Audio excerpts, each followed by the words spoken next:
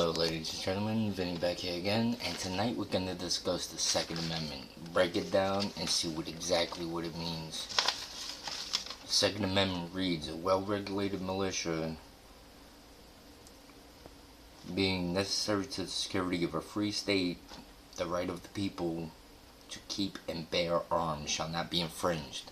Now let's break that down. First part of that, well-regulated militia being necessary to the security of a free state. Now, before much of the country was federalized, states had their own rights the way it should be.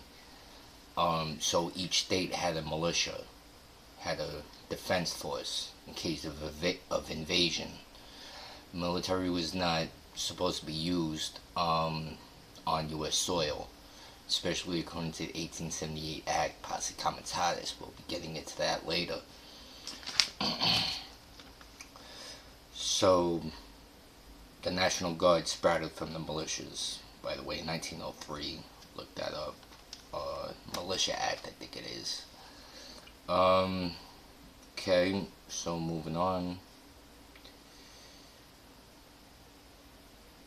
And the right of the people to keep and bear arms shall not be infringed. Now, that says shall not be infringed. It doesn't say should not, will not, maybe shouldn't.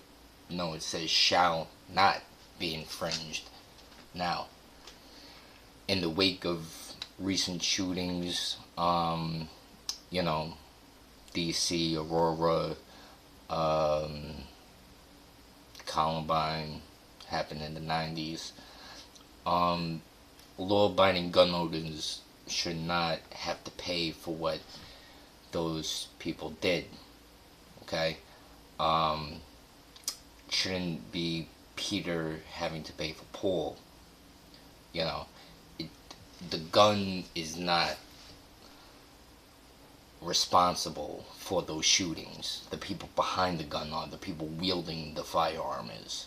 Okay? It's the same thing of, a Humvee, mowing down 100 people and, them coming deflating the wheels of the Humvee and putting an engine block in the brake. It just doesn't work that way. You would lock up the driver of the Humvee. The same way our government should be looking at these things, but they're not, and there's a whole hidden agenda there. So,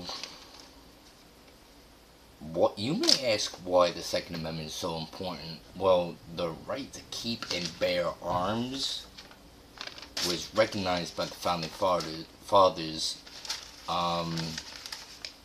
as basically the borderline of being free or being a slave. Okay? Let me read you some quotes. George Washington said, a free people ought to be armed. Thomas Jefferson said, no free man shall ever be debarred the use of arms. The strongest reason for the people to retain the right to keep and bear arms as a last resort to protect themselves against tyranny and government.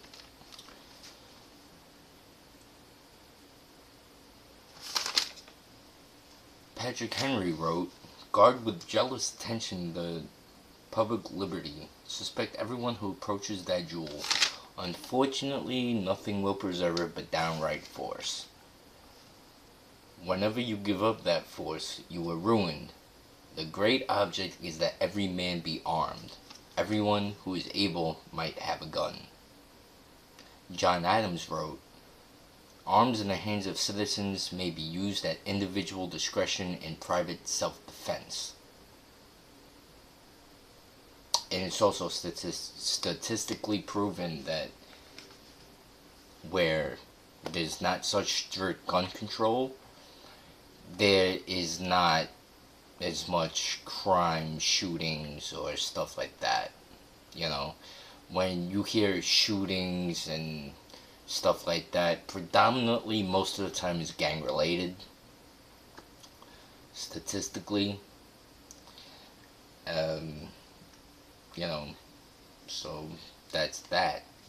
And also, I'm not saying that every citizen should own a firearm. What I'm saying is there should be commonsensical gun control laws. Commonsensical meaning that only people who are mentally unstable should be debarred the use of arms.